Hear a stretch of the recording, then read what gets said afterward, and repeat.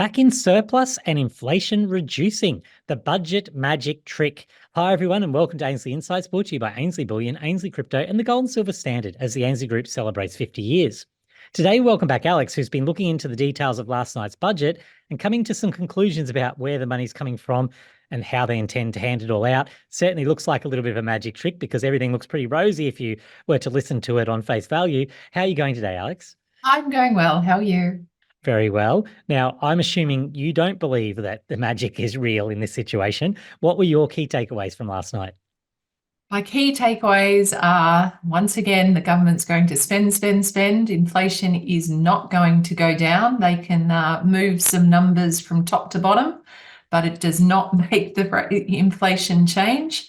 And they're going to spend, spend, spend like it's the 1980s. And what have we all been talking about going on? Powell said something about no stag, no inflation, but the 1980s say something different.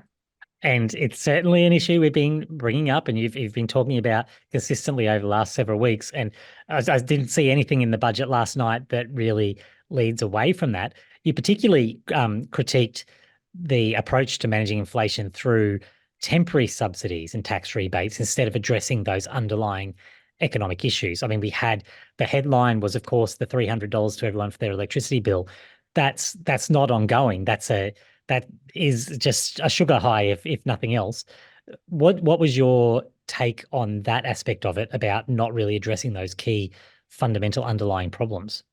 Well, I like to talk about gas a little bit and what's happened in the Australian market and the energy market. So since Albanese promised to constrain energy prices on the election promise, they're up 2 or 3 times. Looking at gas, which is the example that I know very well and that I dig into just to prove a point, we are now paying twice what we paid pre-Ukraine war in Australia, despite the cap that the government put in, which the price has actually sat around the cap since they put in the cap. So if that is not a market indicator that was given to the gas companies that just price it here and you won't be punished, I don't know what is. Whereas the US right now is paying half the pre-Ukraine war. Now, everyone might say the US is not comparable to Australia because of it, but let's just dumb it down. Australia and the US, the 2 biggest gas exporters in the world. So it's not a bad comparison. Yeah. What needed to be addressed was the monopolies in the energy market, the gouging that's going on since the privatisation. But let's be honest, that would take away tax receipts from the government, which they're drunk on spending right now. So they weren't going to do that. So instead, they gave everyone $300 and a pat on the bum and said, there you go. And you just reminded me when you were talking about that, the part in there about the sort of building Australia or whatever the terminology was, where they were talking about having even more mining and those aspects of the economy being focused on. I mean, they run the risk there potentially of repeating that mistake that they've made with gas, don't they? Well, interestingly, I'm in the plastics industry, or my husband's in the plastic industry a little bit, so I know about it. The last plastic company in Australia looks like they're shutting down, Qenos. And I would wholeheartedly say that gas is the main input to plastics. Yep. So they can support manufacturing all they want, but I can tell you industry doesn't believe it and they're shutting down. Yeah, and that's the proof is in the pudding there, because at the end of the day, if those incentives were real and people felt that was really going to help them out, then they wouldn't be closing shop. That's for sure. They'd be doing everything to sort of to keep it going and feeling that they had the government had their back. So they obviously don't feel that way in those areas. I mean, that brings me to a next topic. It's a different area, but the same sort of feeling. People were very worried coming into this budget about housing costs and rental costs. I know you mentioned this in the article that really housing and rental assistance, probably the interventions there don't really address those escalating costs.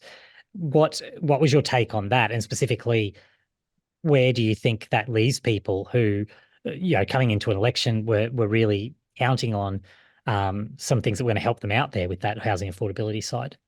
Yeah, so CPI for rent ran at 7.8% last year, but that's for people that could actually get a rental property, with 528,000 migrants last year, and that number seems to keep being revised upwards as opposed to US job numbers, which are revised downwards.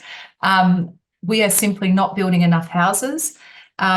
The government has put together a plan and given it to the states and told the states make 1.2 million houses in 5 years.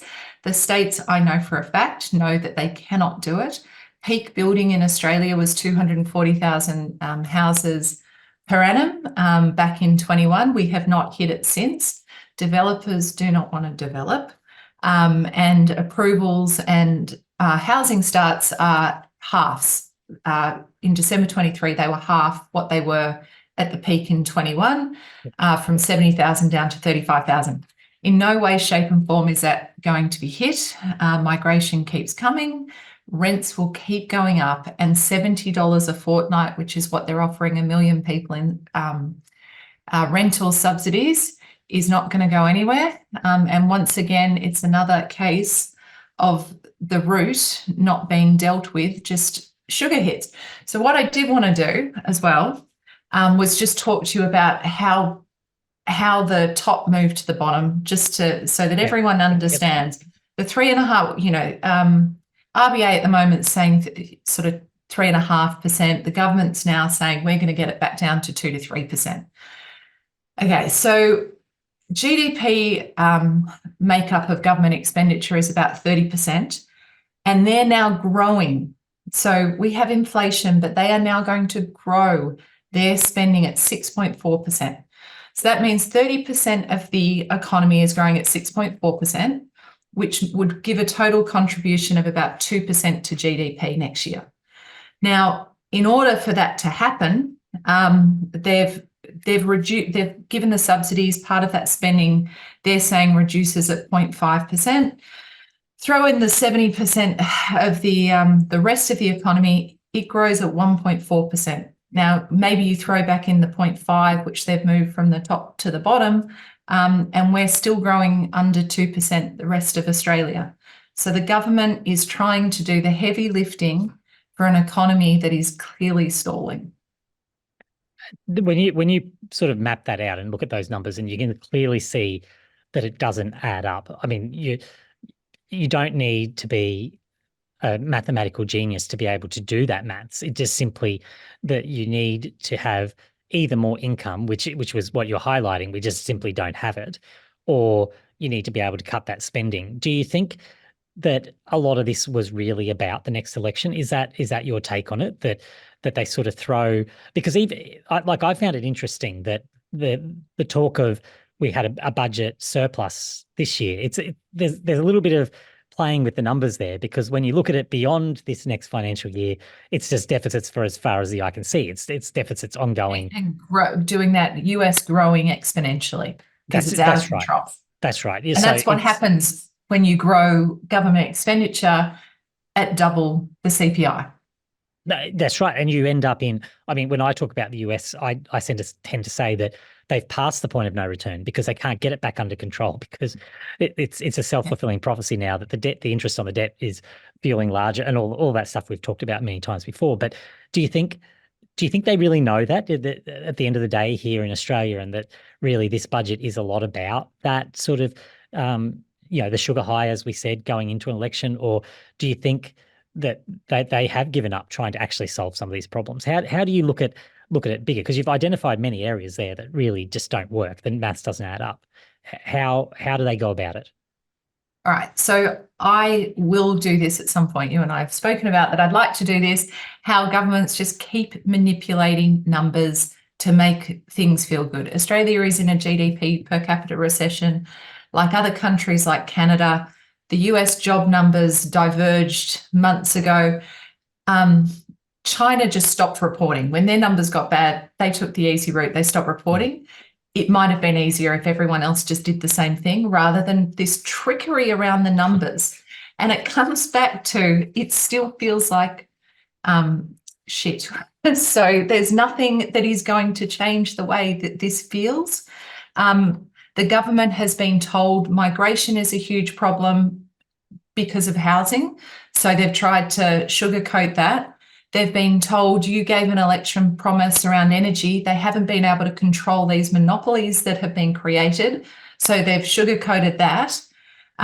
Everything in this budget seems to sugarcoat things. And the final thing that sugarcoats it is their expenditure's going up at 6.4%. Clearly, they don't think the Australian economy is growing if they've got to spend to get out of a recession. So it's just a whole heap of sugarcoating to get the numbers that they need before an election.